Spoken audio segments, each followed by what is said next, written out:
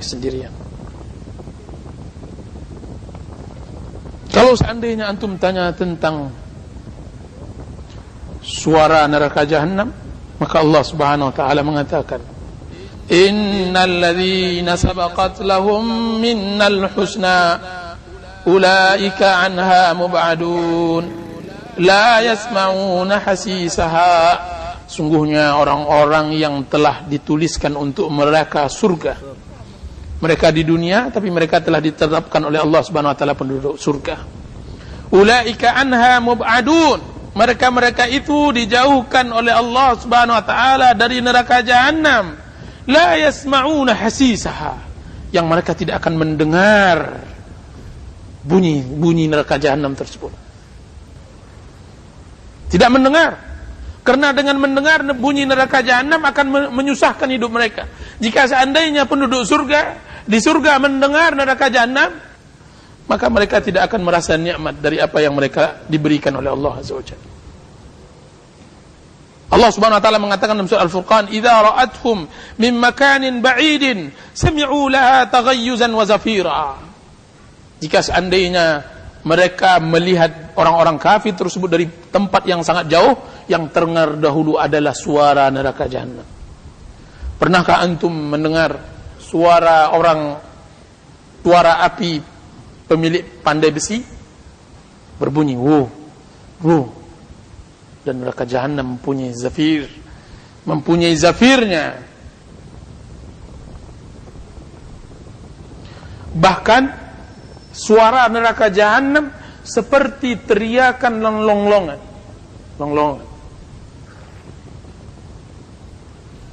Berapa waktu yang lalu dikabarkan kepada kita, Allah Ta'ala alam, tentang kesahihannya, sebuah suara yang direkam di daerah yang bernama Siberia. Setelah ribuan kilo mereka ingin mendeteksi barang tambang yang mereka hendak gali. Tiba-tiba pada berapa ribu mil ke dalam tanah terdeteksi sebuah suara yang cukup beda dengan suara-suara lain, tidak sama dengan suara mesin dan semacamnya.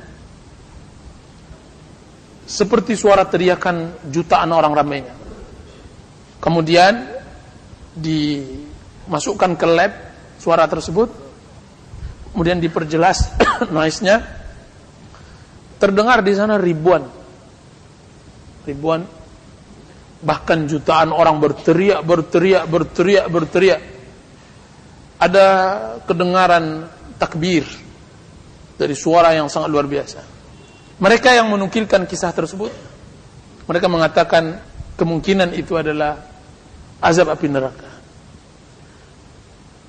Kita terlepas dari itu semua, apakah itu azab neraka atau itu adalah azab neraka Jahannam, sesungguhnya neraka Jahannam dan azab kubur itu diperdengarkan oleh Allah Azza wa Jalla ke seluruh alam makhluk Allah, kecuali manusia.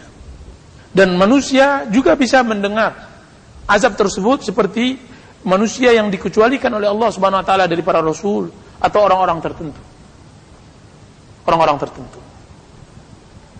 Suatu hari seorang pemuda menguburkan kakak. Ketika dia bersemangat menguburkan, terjatuh dompet, terkuburkan bersama jenazah kakak. Dan waktu itu sudah maghrib. Ketika hendak maghrib, dia pun pulang bersama yang lainnya mengantarkan jenazah. Dari mengantarkan jenazah, tiba-tiba teringat olehnya dompet.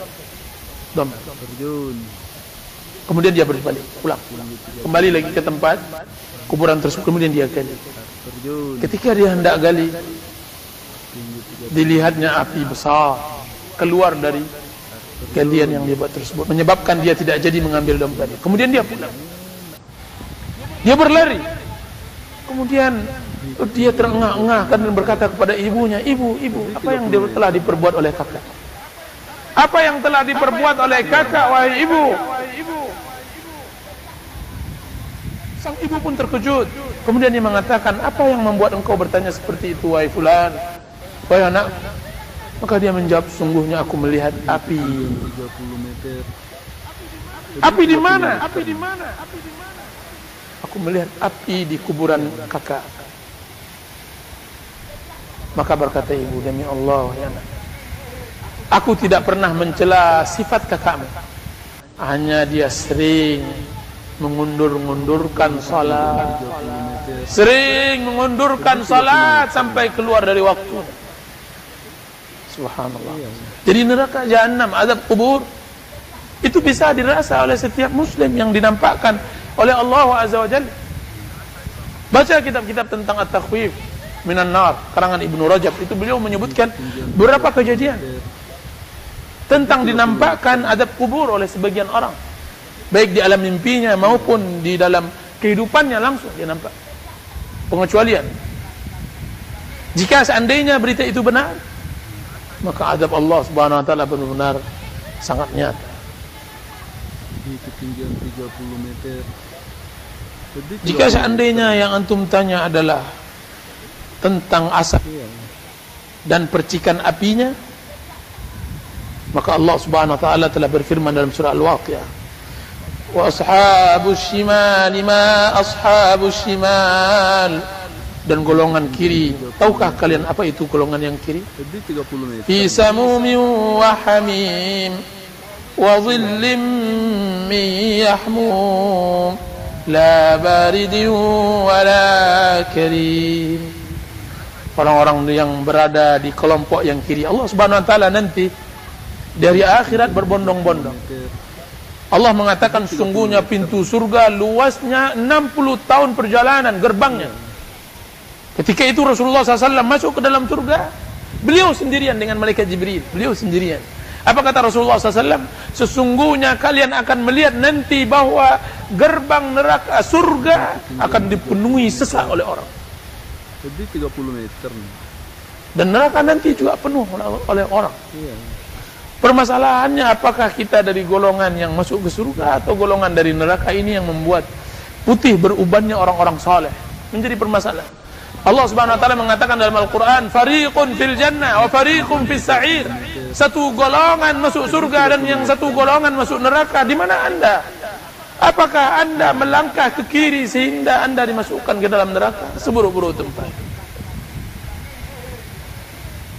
Imam Ahmad ditanyakan, ya Imam, sampai kapan engkau berletih? Maka dijawab oleh Imam Ahmad, sampai aku tahu di mana letak kakiku nanti di neraka. Lebih 30 meter. Atau di surga. Sampai aku tahu apakah aku menghadap ke kanan atau menghadap ke kiri. Masya Allah. Maka Allah Subhanahu wa taala mengatakan orang-orang penduduk golongan kiri itu fi samumin, berada di dalam gumpalan asap api, wa hamim, dalam api juga, zillun, mereka bernaung, memang punya naung, akan tetapi miyahmu, naungan mereka dari percikan api neraka jahanam. Subhanallah, bagaimana bernaung dari percikan, la baridin wala karim, naungan yang tidak dingin dan tidak dapat memuliakan kita.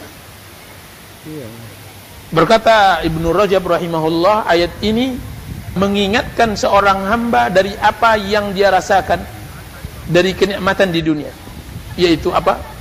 Air, hawa dan naung.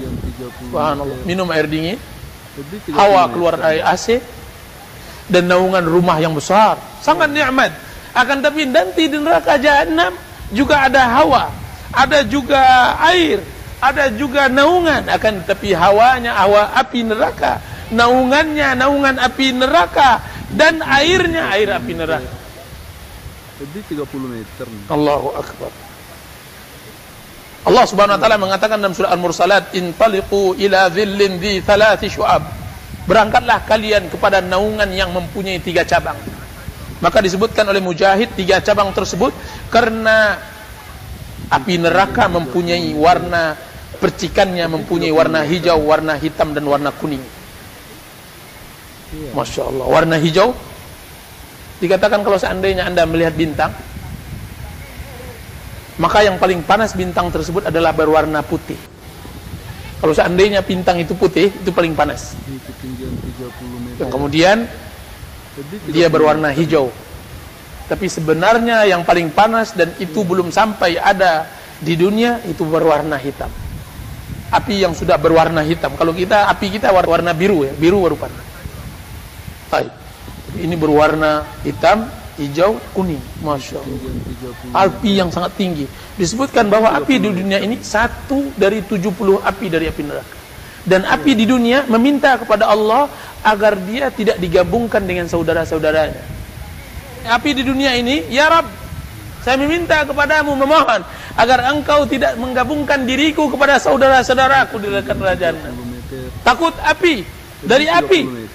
Bagaimana manusia tidak takut dan dia diciptakan dari tin, dari tanah, dari tulang. Kalau seandainya antum tanya tentang lembahnya, tentang gunungnya, tentang sumurnya, tentang mata airnya, tentang sungainya, maka cerita yang sangat panjang. Disebutkan bahwa neraka Wail adalah sebuah lembah di dalam neraka Jahannam, di mana orang kafir diletakkan di dalam neraka Wail, dicampakkan dalam lembah tersebut, maka dia jatuh selama 40 tahun. Jatuh selama 40 tahun.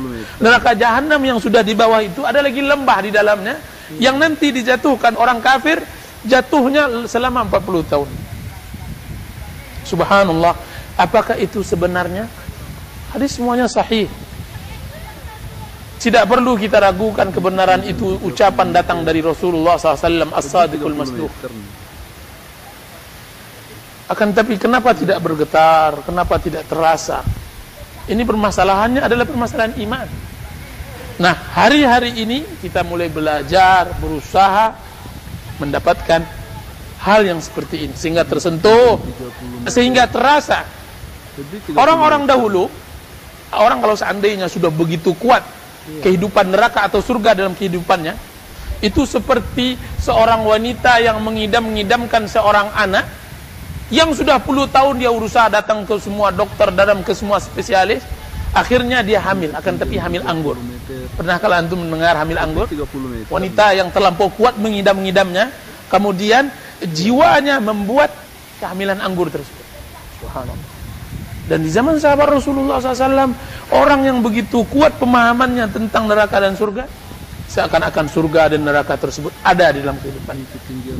Rasulullah SAW mengatakan kepada salah seorang sahabat di perang Uhud, di hadapan para sahabatnya di perang Uhud, ketika pedang berbunyi-bunyi, ketika saling menusuk orang Quraisy dengan sahabat Rasulullah SAW, kaum muslimin, orang Ansar dan Muhajirin, Rasulullah SAW berada di belakang. Kemudian dia mengatakan, sungguhnya kalau hendak kalian masuk surga, maka kalian maju ke depan, kalian akan masuk surga.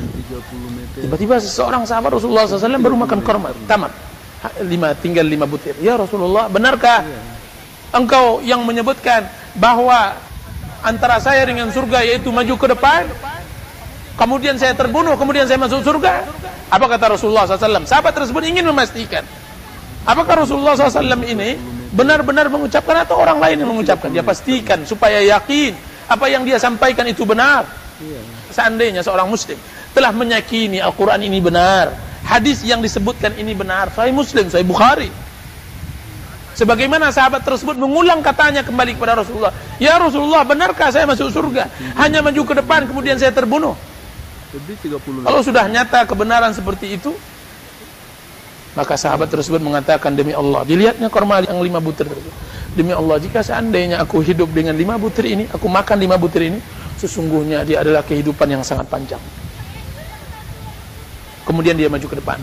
Kemudian ketika dia maju ke depan, begitu kuat surga di dalam bayangannya, kemudian dia mengatakan, demi Allah, sungguhnya aku mencium bau surga di belakang Uhud. Dia mencium bau surga di belakang Uhud. Begitu kuatnya hadir kehidupan akhirat di dalam hidupnya, dia mencium surga di belakang Uhud. Nah, menghadirkan ini butuh pelajaran. Setahun, 2 tahun, 10 tahun, 20 tahun, 30 tahun.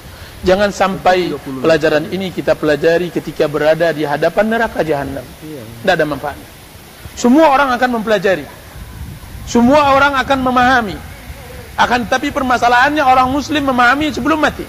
Orang kafir ketika dia sudah berada di neraka Jahannam baru dia mengerti. Akan tapi apa manfaat pengertian pada waktu itu? Apa guna dari pemahaman dari itu? Iya. Apa kata Allah Subhanahu wa taala? Mengatakan, "Fakashafna anka ghita'aka." Pada waktu itu kami bukakan tabir pemahaman tersebut. Selama ini dia buta, Allah bukakan. Kashafna anka ghita'aka fabasarukal yawma hadid.